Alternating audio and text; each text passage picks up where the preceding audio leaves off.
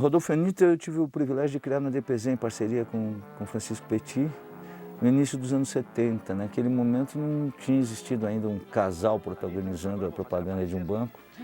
Ele era um casal que tinha uma característica mais romântica do que humorística. E foi um grande sucesso. Curiosamente, o personagem masculino do filme é um grande diretor de comerciais, que é o Rodolfo Vani.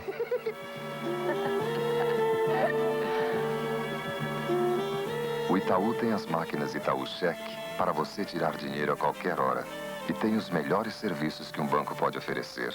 O Itaú resolve os seus problemas de dia e quebra os seus galhos de noite.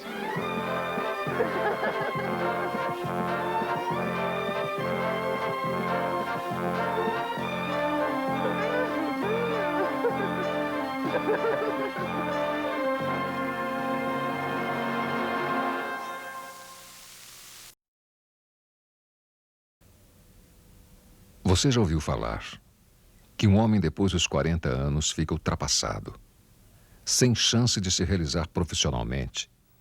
Homem de 40 anos foi o primeiro leão de ouro da propaganda brasileira. Ele surgiu de um anúncio que eu tinha escrito para a imprensa, no Dia do Trabalho, falando sobre o problema do preconceito que as empresas tinham com os profissionais com mais de 40 anos. O Andrés Bukovinski, que foi o diretor do filme, se fascinou com aquele anúncio e me perguntou por que eu não escrevi um comercial. Eu escrevi o comercial, o Petit também fez a direção de arte e aí a gente ganhou o primeiro leão de ouro da propaganda brasileira. Julgam os homens com mais de 40 anos velhos demais para conseguirem sucesso profissional. E acham normal que eles comemorem o Dia do Trabalho numa fila de desempregados. Mas isso tem que acabar. Nenhum país pode se dar ao luxo de desperdiçar o potencial dos seus homens mais experientes. Empregador, tire dos anúncios classificados da sua empresa aquela frase com preconceito e negrito. Idade máxima, 40 anos. E procure descobrir o talento e a vontade de trabalhar que podem estar escondidos dentro de uma cabeça coberta de cabelos brancos. Lembre-se que todos os homens que você viu aqui fizeram sucesso bem depois dos 40.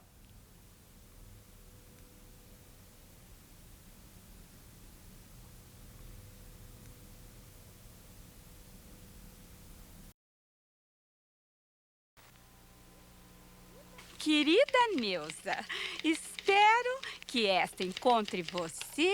Aos beijos com Marcelo. Cartas da Olivetti é um comercial dos que o Petit fez em parceria comigo, o preferido do Petit, segundo ele.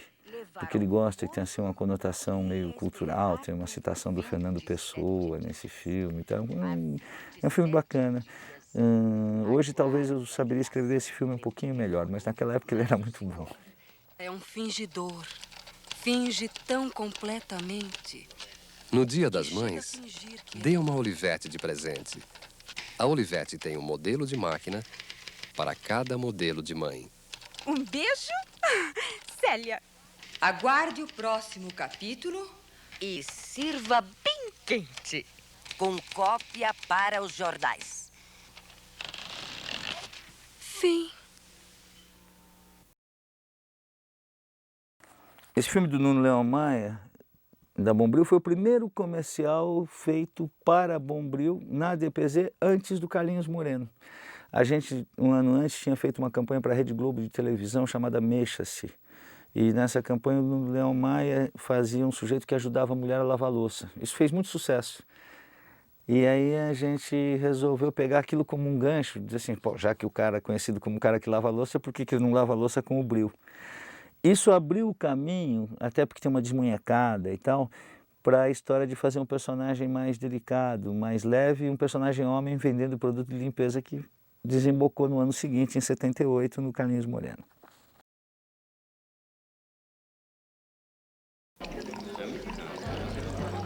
Essa campanha Respeite a Vida, ela foi uma campanha de segurança de trânsito que a gente fez na época. O diretor de trânsito era o Roberto Scaringelo, muito competente nessa área e tal. E eu fico impressionado porque, puxa, isso tem tantos anos e a coisa Respeite a Vida está escrita em todas as estradas brasileiras até hoje. Eu tenho uma certa gratificação quando eu vejo. Esse filme, para a época, a direção foi do André Bukovinski também. Bom, vocês têm todas as fichas técnicas aqui, são comentários paralelos.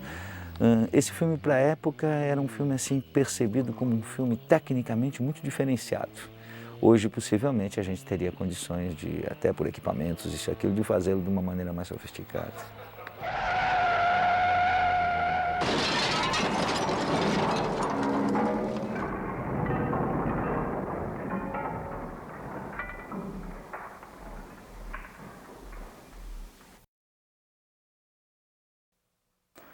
Creminho da Bombril foi o primeiro ganhador do Profissionais do Ano da Rede Globo Televisão.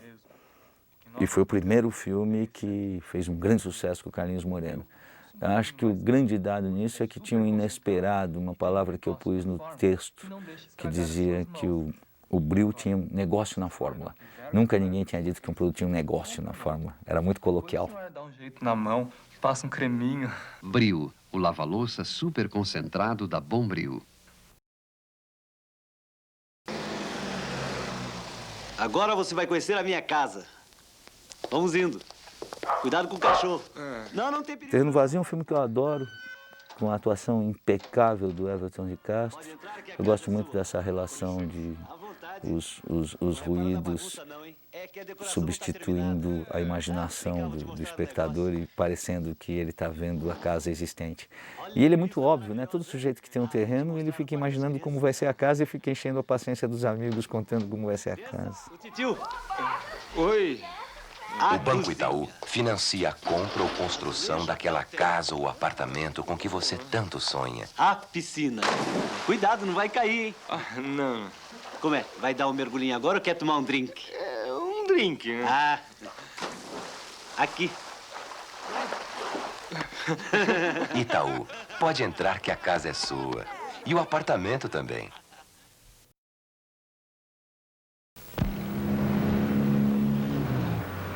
Você entra em qualquer agência do Banco Itaú, fala com o gerente e financia. O Banco que Vira a Casa é um filme que eu gosto particularmente do brilhante trabalho de direção do Júlio Xavier da Silveira. Era um roteiro que eu tinha dúvida se a gente ia conseguir materializar bem, realizar bem na época. E o Júlio usou uma cenografia de teatro, aquelas coisas que mexem, né, e um ambiente vira outro. É um filme muito bom na época, inclusive ele foi ganhador de Cannes, foi ganhador do Clio, e os americanos já tinham condições de produção na época muito superiores à nossa e ficaram babados com a realização desse filme.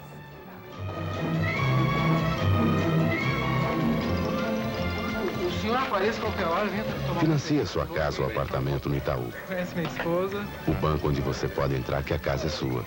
Mesmo. Até logo.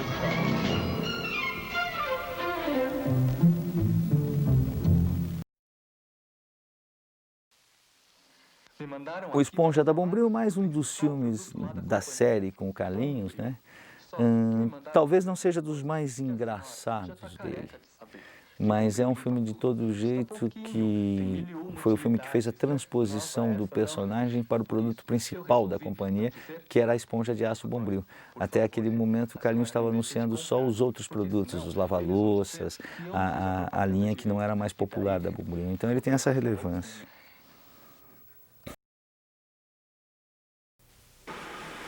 Vamos analisar o comercial de verão do Shampoo Johnson's.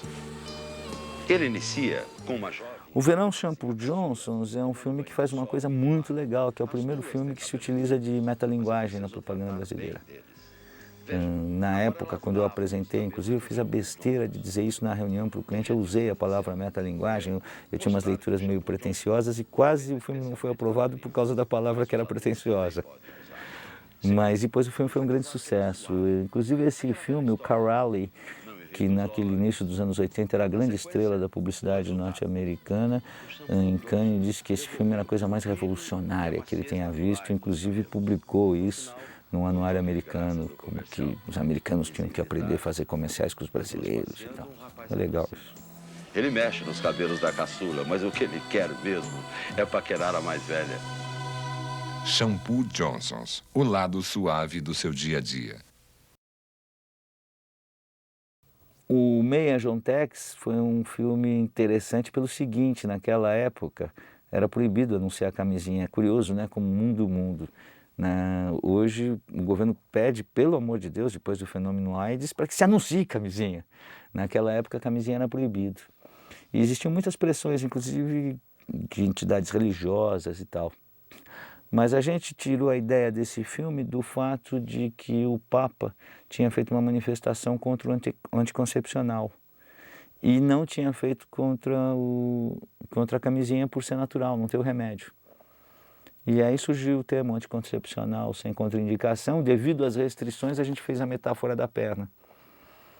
Então, no fundo, aquele gesto quase de censura caminhou para uma ideia mais relevante, uma ideia mais bonita e tal. O demitido Bombril e o readmitido, que vocês vão passar depois, foi uma história proposital, era o auge do sucesso do personagem do Garoto Bombril, e nós resolvemos fazer uma coisa. Antes que o público, que a mulher enjoe dele, vamos deixá-la com saudade. E a gente criou uma situação artificial onde ele, na verdade, era uma alegoria, como se ele tivesse sido demitido, depois ele era substituído por um outro garoto propaganda enfático, chato, aquele vendedor que os americanos chamam de hard selling, então, e depois ele voltava. E isso provocou na época uma comoção, porque teve passeata na porta da Bombril, tinha cartas de mulheres que diziam como que tirou o Garoto Bombril. Foi uma experiência muito interessante. Essa também é uma experiência nova em termos de formato, uma coisa também mexendo com as relações da criação e o contexto onde está sendo veiculado. Ainda bem, porque emprego não anda fácil hoje em dia. Muito obrigado mesmo. O Antes do Jornal, do Shampoo Johnsons, é outro filme dessa campanha da metalinguagem. Só que esse ele estava localizado no espaço de mídia, ele entrava antes do Jornal Nacional.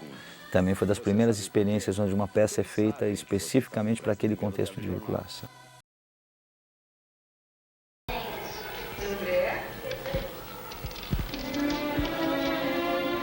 O primeiro beijo do Guaraná tá aí, eu tive o privilégio de trabalhar com Lawrence Klinger, nisso o Julinho dirigiu. Eu sempre tive mania de primeiro alguma coisa, isso é uma coisa que me persegue. Você pode até dizer que o primeiro beijo, teoricamente, é meio pai psicológico do primeiro sutiã, porque ele foi feito bem antes. Eu sempre gostei muito de trabalhar com essa coisa de emoções básicas. Então eu falei assim, pô, a emoção do primeiro beijo, legal. E a gente já tinha o tema do Guaranataí, que era Gostoso como um Beijo. Foi um filme bonito, romântico e tal. Eu raramente deixo colocar componentes da minha vida, não coloco da minha vida, predileções da minha vida em trabalhos de publicidade, mas nesse caso aí eu botei o menino jogando basquete por minha causa, que foi o esporte que eu pratiquei de menino, então eu gostava muito.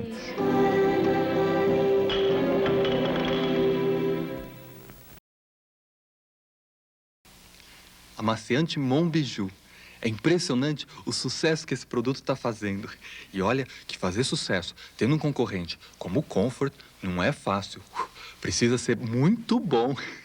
Tá certo. O Não Fique Chateado e o Capuz de Mon Bijou são os tais filmes onde a gente usou a linguagem do comparativo, que no Brasil nunca tinha dado muito certo, mas graças ao personagem do Carlinhos deu muito certo. A gente sabia, tinha praticamente certeza que quando o comercial mostrando o produto concorrente entrasse no ar, a Unilever, que é a produtora do concorrente, iria chiar. Então nós já deixamos pronto o comercial com o capuz. E aí foi muito divertido, porque se eles não chiassem não tinha ficado tão bom. O comercial do capuz entrou uma semana depois.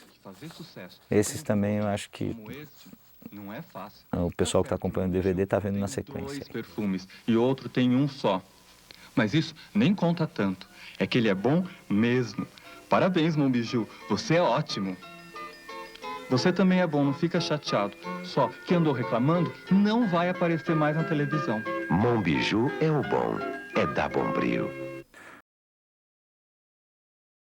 O Freira da Johnson & Johnson é um roteiro que o grande mérito dele é da Helga Mitke e do Paulo Ghirotti. Eu trabalhei muito mais como diretor de criação e tive o privilégio de trabalhar muito ligado à produção que foi feita pelo Dorian Taterka.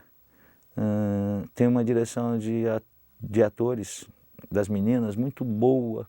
E é curioso que esse caminho de direção foi uma sugestão do Dodi que eu acatei. A gente ia fazer o filme bem mais docinho. E o Dodi falou, não, vamos fazer uma menina irreverente, com tapa-olho, não sei o que e tal, e o filme funcionou muito.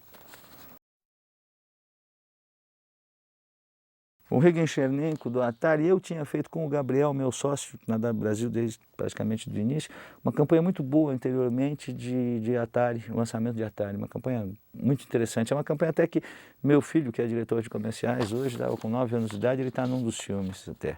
Ele tinha um Atari, eu tinha trazido um Atari para ele de viagem e tal. E a campanha foi um sucesso. E aí a ideia do Regan Chernenko, quem comentou a primeira vez para mim foi o Paulo Girotti. E aí eu falei, Paulinho, puxa, vamos escrever esse roteiro. Aí escrevemos o roteiro. Aí o Julinho fez um trabalho muito bom na escolha dos sósias. Claro que hoje também a gente teria condição, com todos os ávides da vida, todas essas coisas, fazer sósias perfeitos. Mas vamos imaginar que esses filmes eram todos feitos em situações reais, não existiam os acabamentos de hoje, eles eram feitos em 35mm, depois veiculados em 16, eram outras condições, é um filme bastante bom. Xambinho da Chamburci, Xambinho, o queijinho do coração. Meu coração. Queijinho do coração, Xambinho, é uma daquelas ideias que aparecem assim, meio malucas. Naquele momento existia o Danoninho, que ele se posicionava como uma coisa alimentícia, dizia assim, Danoninho vale por um bifinho. Aí nós sabemos, bom, concorrente, se o Danoninho ocupou o espaço de alimento, vamos ocupar o espaço afetivo. E eu não estava achando onde estava o espaço afetivo, até que eu estava olhando para o produto e eu falei, isso aqui, se a gente pesar um pouquinho a mão, dá para dizer que parece um coração.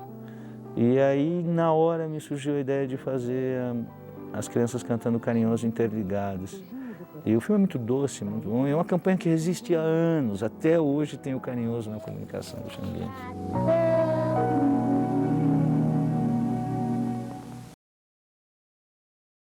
Melicinha, esse filme aqui inaugura as meninas da Melicinha com sua irreverência, sua brincadeira e tal.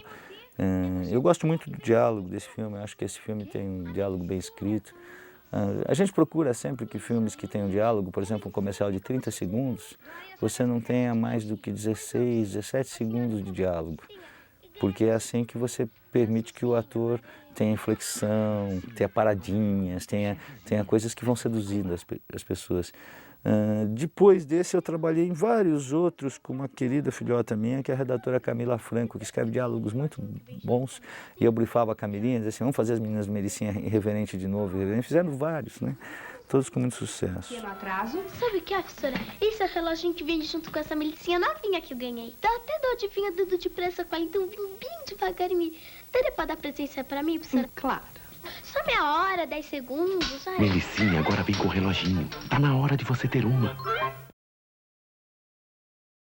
Comercial de Bombril para colunáveis. Em sociedade tudo se sabe. E com o Bombril... Essa série da Bombril para colunistas, feministas, sambistas, não sei o que e tal, eu trabalhei com Marcelo Pires nisso. E foi gozado que depois que a gente achou a ideia, nós escrevemos uns 30 em uma hora. Aí estava muito fácil. Era aquela ideia que o difícil era achar a ideia. Depois que nós achamos, aí ficou muito fácil e era um dos momentos onde a gente começava a explorar a multiplicidade de capacidade de ator do Carlinhos. Ele fazendo diversos personagens, sem deixar de ser ele.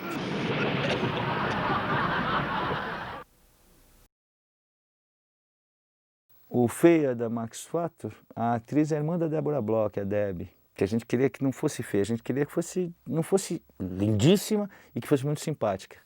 Esse comercial eu escrevi no restaurante La Tambouille. Estava almoçando com duas redatoras da W, com a Camila Franco e com a Rose Ferraz. Eu falei, pô, a gente podia fazer um comercial para Max Factor com uma menina assim petecando, que não fosse exuberante. Se fosse assim, comigo funciona, imagina que em você que é bonita desse jeito.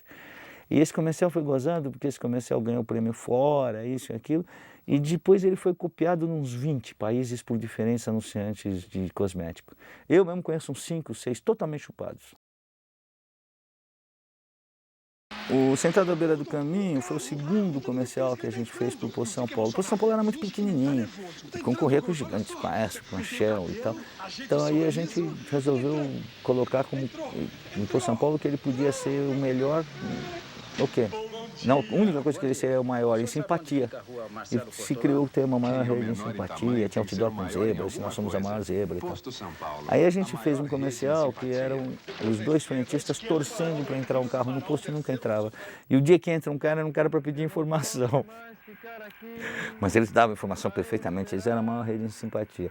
Esses frentistas ficaram muito conhecidos, as pessoas gostavam muito. Aí a gente resolveu fazer um segundo comercial com eles esperando entrar um carro, cantando Sentado à Beira do Caminho. Quem foi muito legal nessa história foi o rei Roberto Carlos, que eu escrevi uma carta para ele dizendo que sabia que as canções deles, os direitos autorais eram muito altos, que o meu cliente era muito pequenininho, mas a ideia era muito simpática. E ele deixou-se utilizar a música por um preço totalmente atípico. E o filme é bom, o filme é gostoso. Que eu existo, eu existo, eu existo.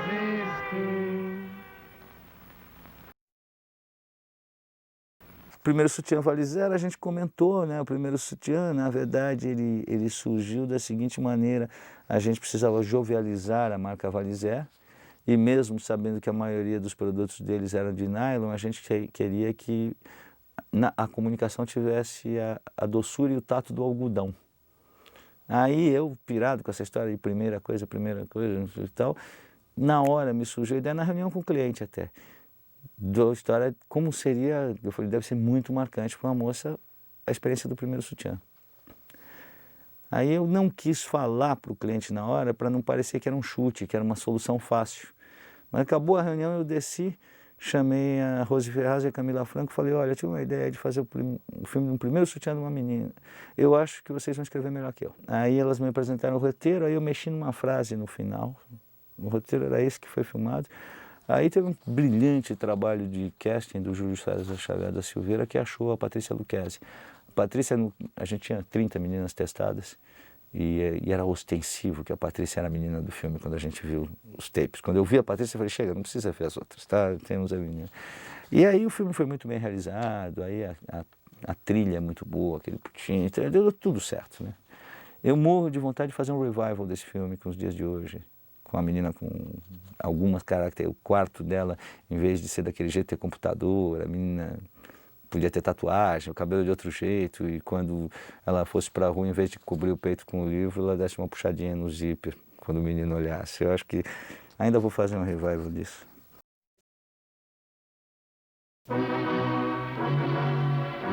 Passeata da Estarupe é um filme bem escrito.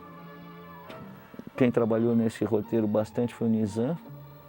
Eu mexi alguma coisinha, o filme foi bem realizado, mas curiosamente esse filme, que foi inclusive Leão de Ouro em Cannes e tal, foi diante de uma plateia que não tinha o contexto de ironia da repressão política que o Brasil tinha sofrido e que o filme debochava daquilo.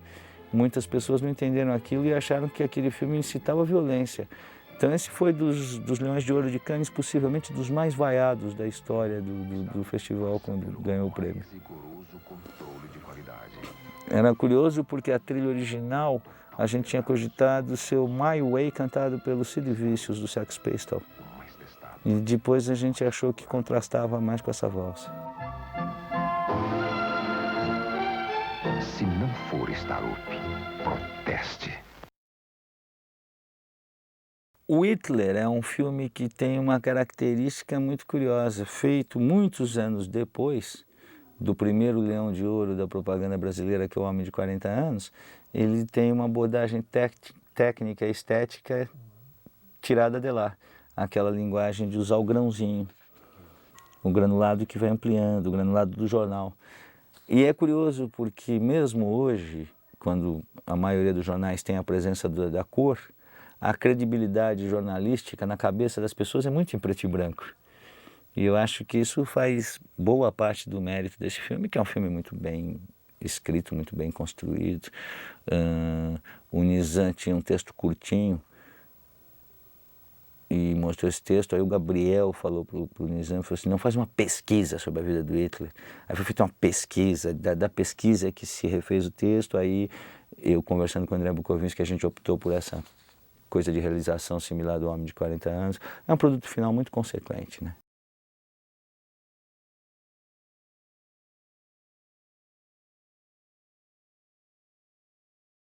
O Estátuas do Mapping faz parte de uma campanha institucional que a gente fazia do Mapping exaltando a cidade de São Paulo.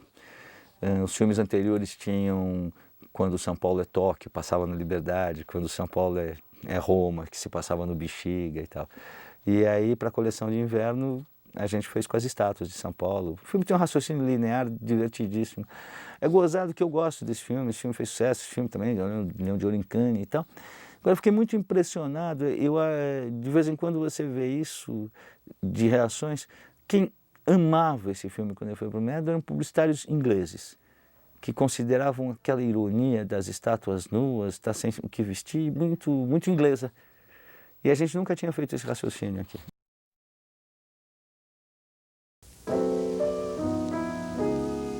Marina Morena, Marina, você se pintou.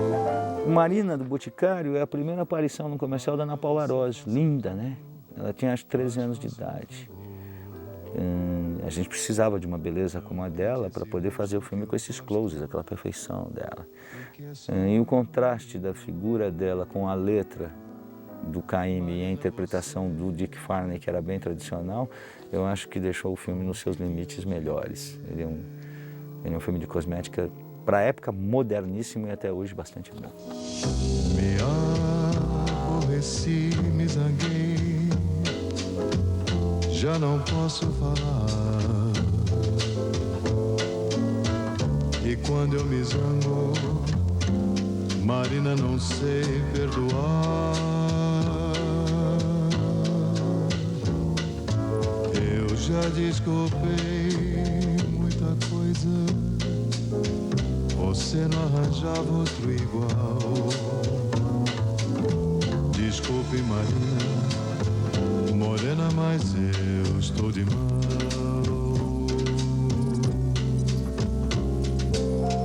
De mal com você.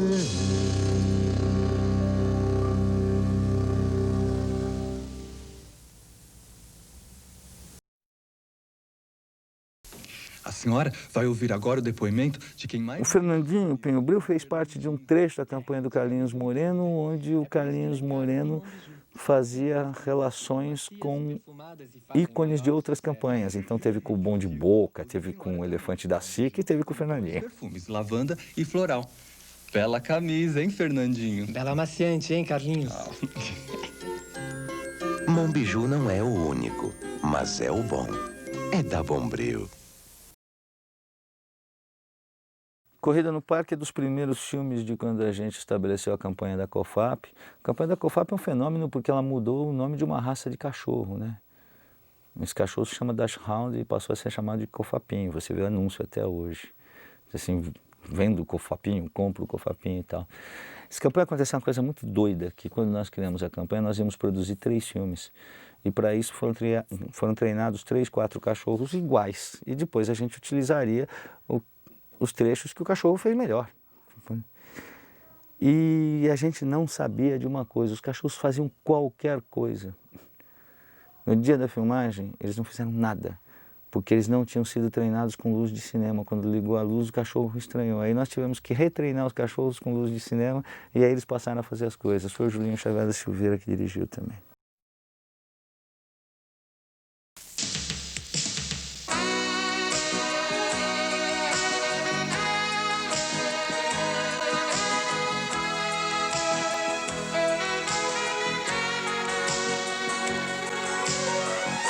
Em vez de você ficar pensando neles, em vez de você... O Pense em Mim, aconteceu uma coisa que a Camilinha chegou na agência e falou: você ouviu a música de uns caras aí, Leandro e Leonardo, chamada Pense em Mim? Pô, essa música é gozada, é um chiclete de ouvido, ela é popular e tal. E aí a gente começou a imaginar em fazer de novo um comparativo para Bombril, que era Pense em Mim, não liga para eles, né, que tinha os outros produtos. Na verdade, o filme tinha sido concebido para ser um filme de 30 segundos. Aí, na reunião de produção, eu comentei com o Andrés, eu falei, Andrés, o Carlinhos é muito bom, vamos tentar fazer um take sem corte com a música inteira. E o Carlinhos, sensacionalmente, é curioso porque nós temos 5, 6 takes sem corte, todos perfeitos, durante 3 minutos. Aí, realmente, o Carlinhos arrebentou nisso. Chore por mim, liga pra mim, não liga pra eles, pensa em mim. Chore por mim, liga pra mim, não liga pra eles, não chore por eles.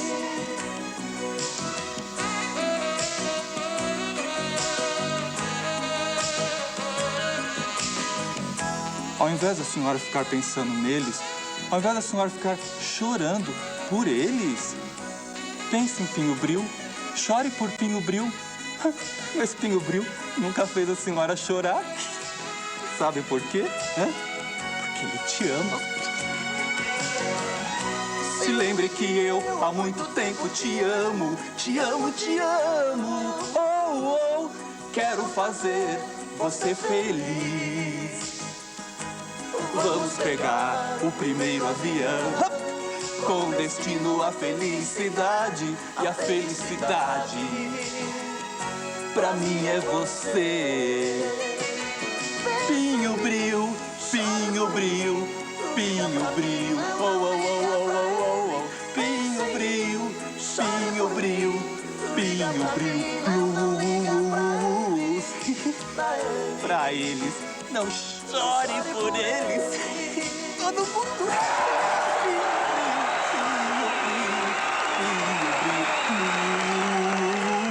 Pinho Bril, Pinho Bril, é da Bombril. Oh, oh, oh, oh, oh, oh. Pinho Bril, Pinho Bril.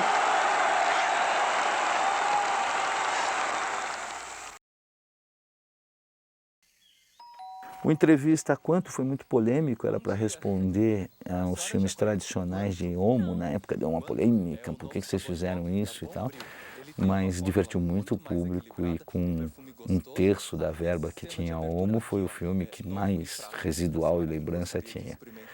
Na época, obviamente, que a agência responsável pela Unilever tentou tirar o filme do ar, deu aquela encrenca toda, mas